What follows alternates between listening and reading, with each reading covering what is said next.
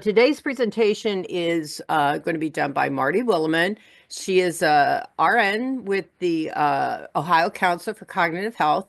So she does a lot of, in her role there, she does a lot of education to community and health professionals.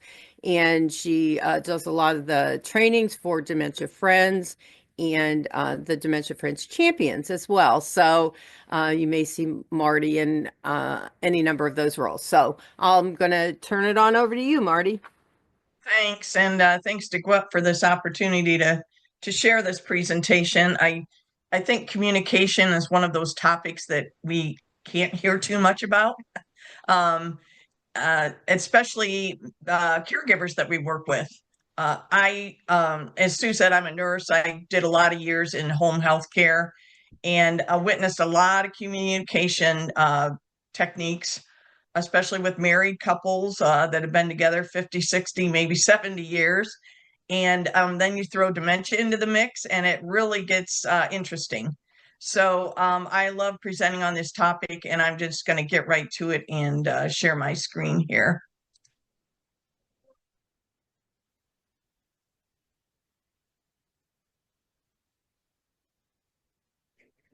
Okay, well, I'm at the end, unfortunately, here. So let me just scroll real quickly.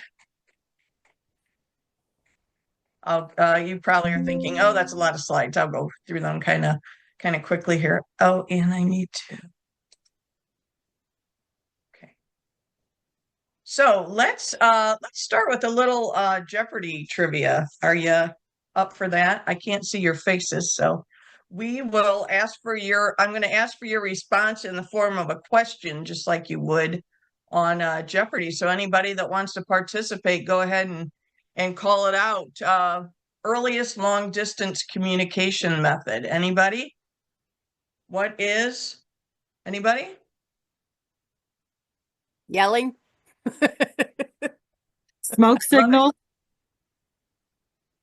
Ah, okay.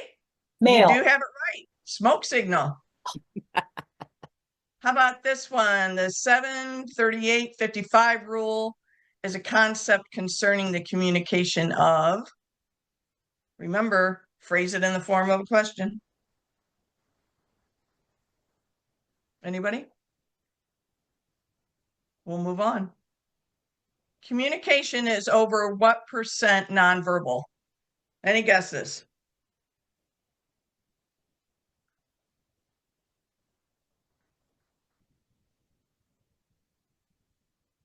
Active 70. 80? Okay. 70? Okay. Good guesses. Active what improves communication? What is listening? And the average person spends about what percentage of their day communicating? What do you think about that? Any guesses? It's high. 70? Yeah, 70. 80. Yep. 70 to 80. Yep. So here's your answers. Earliest long distance communication method, smoke signal. Denise, you get the prize for that. 7-38-55 rule is a concept concerning the communication of emotions. This was actually developed by a psychologist at the University of California, LA, in 1971. He wrote a book, The Silent Messages. So he explains that 7% of meaning is communicated through spoken words, 38% through your tone of voice, and 55% through your body language. So communication is, in fact, about 93% nonverbal. So our gestures, our body language, our facial expressions really play a huge role, and especially when we're working with folks that have dementia. And so active listening improves communication. This involves paying full attention, asking clarifying questions, although you want to limit your questions with individuals with dementia, but providing feedback also is helpful. And the last one, the average person spends about 70 to 80% of their day communicating. So that obviously would include talking, listening, reading, and writing. Now, the word communication has its root in the Latin verb communicare. I think that's interesting that the word care is part of that root word, which means to share or to make common. And I like that part, to make common, because isn't that what we try to do when we are providing support and care for people with dementia? Aren't we trying to level the playing field? Make it easier for folks to understand what's going on and to include them in activities and events and those kind of things. If you've gone to a Dementia Friends session, you've seen this activity. We ask people, what are the first words that pop into your head when you hear the word dementia? And I think, especially in dementia care, words really have power. Maybe more so than any other disease process that we work with. And if you've seen this exercise in a Dementia Friends session, we ask people, what are the first words that pop into your head? And typically those are memory loss, confusion, but yet we know that we live in a society that still puts these labels and still uses these negative terms when we refer to people with dementia. So it's really interesting to see on our pre and post evaluations, we'll ask, what are 3 words that pop into your mind before the session starts? And then we'll ask that same question at the end of the session. And it's pretty amazing some of how words change at the end of the session. So this word victim, that becomes individual living with dementia. We strike out that word victim. Wanderer becomes changes to walking around. Instead of loss, we think of opportunities. And then words like hopeless, we drop that suffix, LESS, and it becomes a world of possibility and hope for individuals and caregivers of people with dementia. Just a quick overview of what dementia is. It's this umbrella term that describes a whole wide range of symptoms, short-term memory changes, language, and just a lot of other cognitive skills that are at the deficit level where they're making it hard for that person to get through their activities of daily living. We know that there are many, many kinds of dementia. Alzheimer's is the most common type, but yet we see people with types of dementia, Lewy body, frontal temporal, degeneration, vascular, and many people live with what we call mixed dementia, where they actually have more than one type of dementia at the same time. So when you look at a picture of the brain,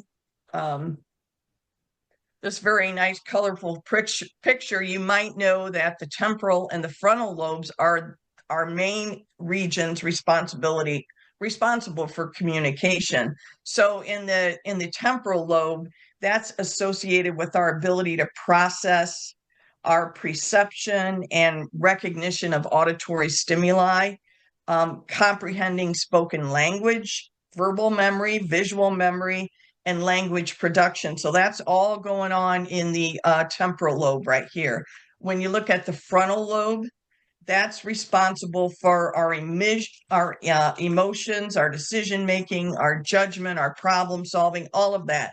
But there's a place in the left frontal lobe that's called the Broca's area, and it allows thoughts to be transformed into words. Allows thoughts to be transformed into words. So if that area is damaged, that verbal communication becomes more and more limited. The parietal lobe also has a role to play. That's more around our language comprehension, being able to understand what's being said or asked of us. And finally, the occipital lobe is responsible for our visual perception of body language.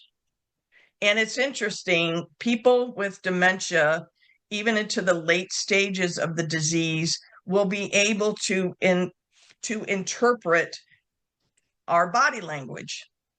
The occipital lobe is typically one of the areas of the brain that's affected later into the disease. So individuals may have deficits more in these regions eliminating their ability to form words and to understand. But this whole concept of our body language and being able to interpret that stays intact long into the disease. So needless to say, our nonverbal communication is probably more important than verbal communication when we're working with individuals with dementia. Just a quick review of the signs and symptoms of dementia, things that go on as the disease progresses.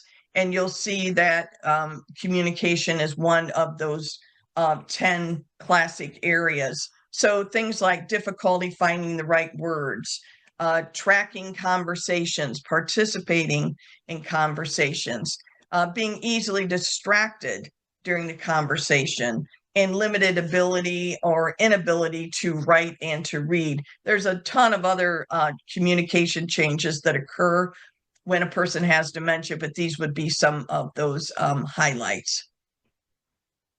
So when we go to some specific communication tips next, I wanted to just revisit that definition of communication.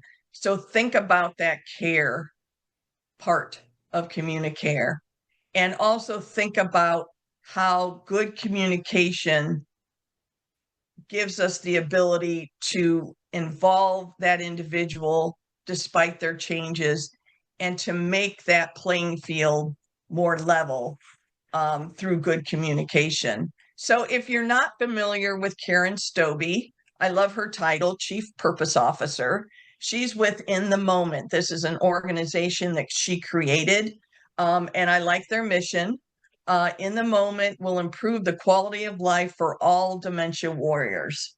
I just love that. If you've not seen her work, I encourage you to go to either of these websites that she has. She and her husband also have a TED Talk. If you look for a TED Med Talk, and that was back in 2015, but she really explains the whole concept of using improvisation when we communicate with people with dementia. And the AMA did an article on this back in 2015 and shared Karen's guidelines. Now, she doesn't use the word rules because we all know there are no hard and fast rules for caring for someone for communicating with someone with dementia. But her guidelines are to accept the reality that's given to you. That's what you have to do when you do improv in the theater. You have to accept the reality that's given to you, and that's what we need to do when we're communicating with people with dementia. Listen fully is another one. Try to find the meaning with that individual's words and their nonverbal communication skills, and make an extra effort to say yes and. Get rid of as many no's as possible and replace them with yes, and add the word and, because that keeps the conversation going. That keeps the person engaged. So the first tip I want to really highlight is, before you get started, consider the environment. Oh, this picture makes me crazy, all the noise that produces, right? So again, back to my home care days, I would walk into homes that had the TV blaring. They might have the radio on. The volume was up because there may be some hearing deficit with the individuals that live there. Lots of distractions, dogs, cats running all over the place. There might be a couple grandkids in the mix. So as much as possible, limit distractions, move to a quieter space, make sure there's adequate lighting, and engage as many of that person's senses as possible. So show the person, tell the person. If possible, include the senses of smell and taste. Those are helpful if you're trying to communicate to the person that it's time for lunch. You might bring over that garlic bread and have them smell that. So engaging as many of the senses as possible. So this first of Karen's short videos is called Changing No to Yes. Mom, It's so nice outside. Let's go take a walk. No, not now. Come on. No, stop!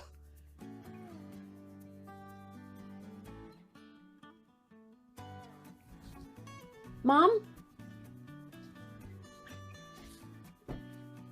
Hi, Mom. Oh, hi.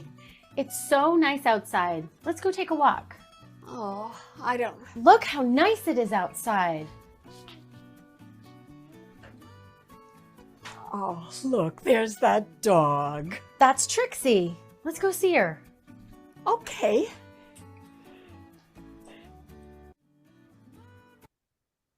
So you noticed how the daughter got her mom's attention. She called her by her name, Mom. So that helped her if there was any confusion on the mom's part about who this person was. And she positioned herself right in front, eye level, a friendly, warm introduction. So you can kind of see how things turned out a lot better in the second scenario than they did in the first. Denise, were you able to hear and see that okay? That video? Or Yeah, anybody? that was fun. That was Yeah, fun. it was good. Okay, good. Okay, good. So this one is listening to more than words.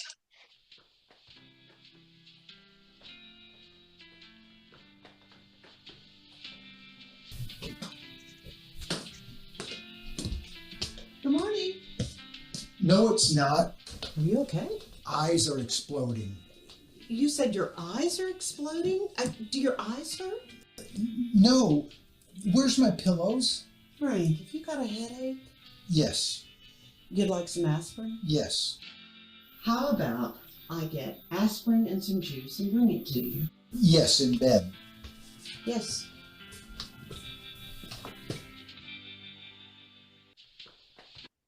So again, you see how the care partner found the meaning through watching that individual's body language, the pillows. I imagine he was trying to say pills, but he put a suffix with it and became pillows. But she was able to interpret that. She offered a guess, and most importantly, staying calm. At first, she kind of turned around when he said, no, it's not. I also like that, she said good morning and he took it literally. No, it's not a good morning.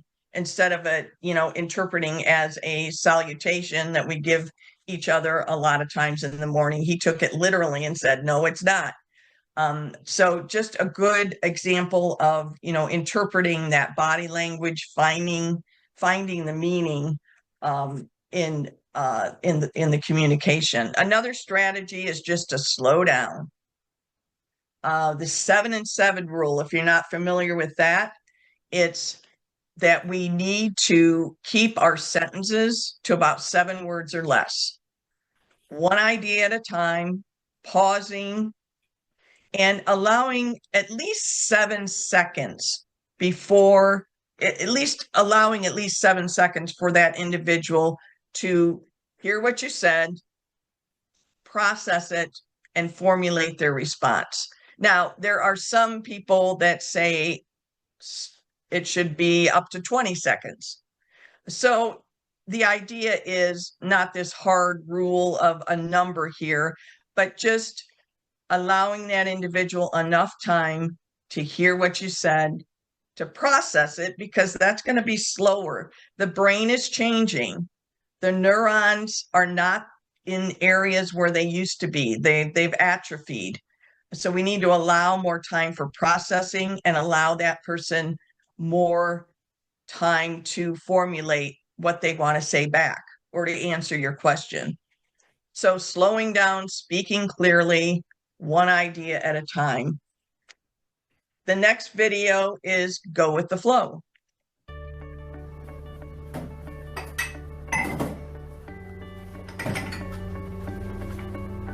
Oh, Mom, you don't need to use that much soap. I hardly used any. But it was a new bottle. You used to have it, and you aren't even rinsing them. Fine, you do it.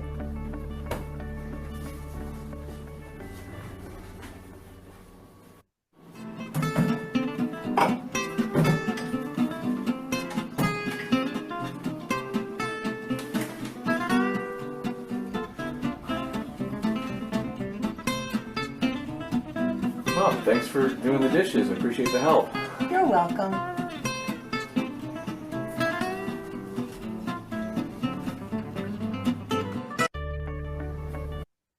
So again, he used these three avoidance: avoid criticizing, avoid correcting, and avoid arguing. And you see how the outcome is so much different. I love this picture of this pottery.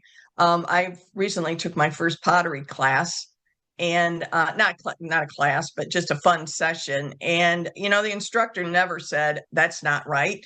She never said you ought to do it this way, or you're doing it the wrong way. I never heard any of that. What I created was ugly and terrible, but nobody gave me any kind of that feedback. So it was more about me enjoying the moment and doing what I could do and having fun with interacting with other people.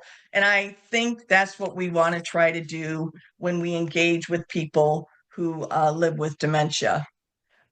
This next video is redirecting.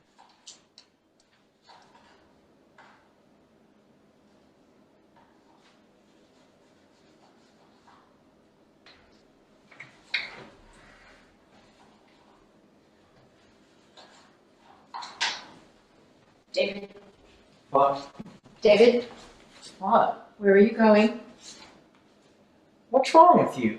Oh, nothing. I was just wondering if you could get a bowl for me in the kitchen? Oh, sure.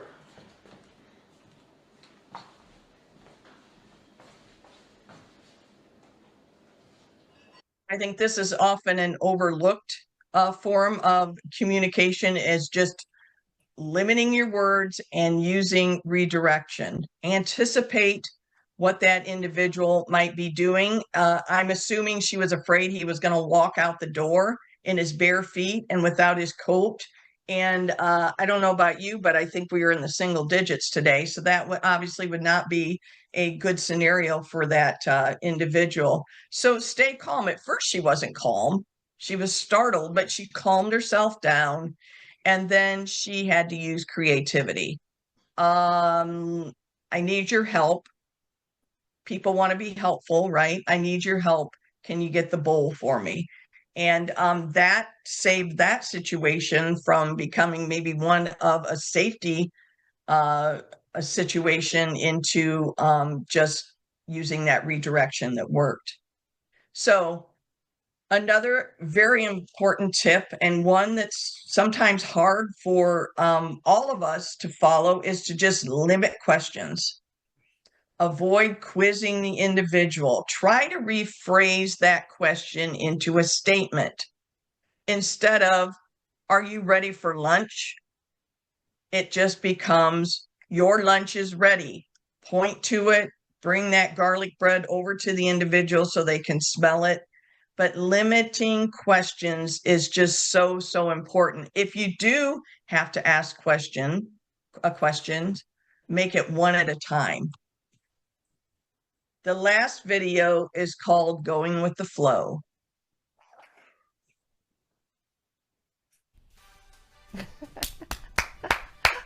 I know that guy. What, the host? Bob Barker? Yes, I used to date him.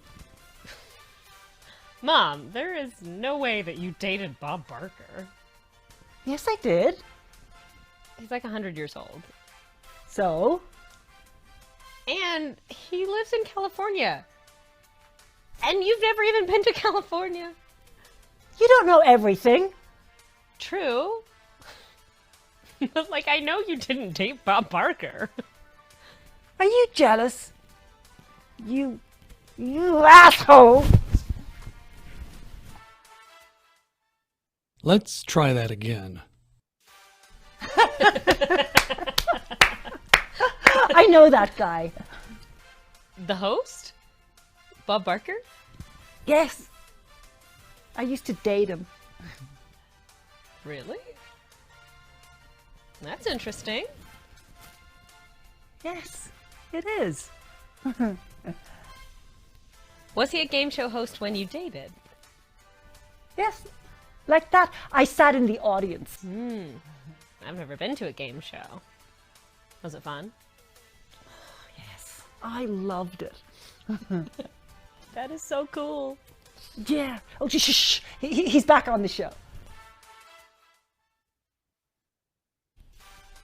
So key concepts there. Ask yourself, does it matter that she's telling you something that didn't happen? Does it matter? 99.9% of the time you can say it does not matter. Let's go with the flow. Let's keep the conversation going like she did in that second scenario. And if you think it's bothering, who is it bothering? Is it bothering you as the care partner, or is it bothering the individual that lives with dementia?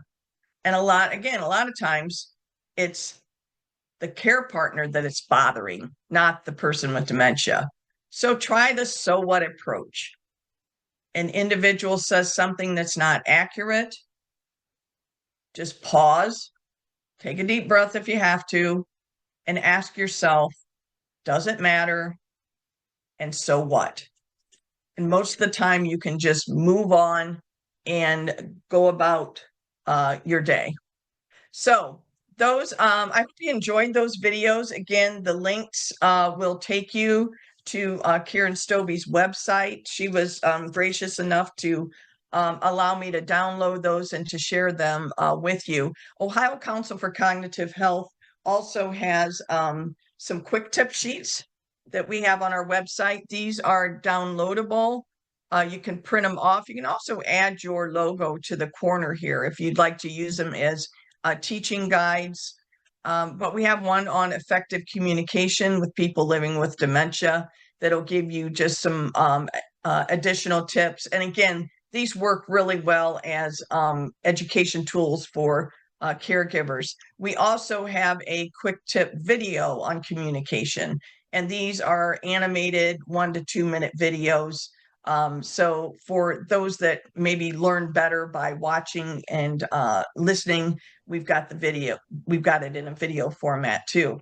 I won't go over the resources here, but I do want to make these available to you. I think what I have experienced with caregivers over the years is that the communication becomes more difficult the more stressed out everybody is.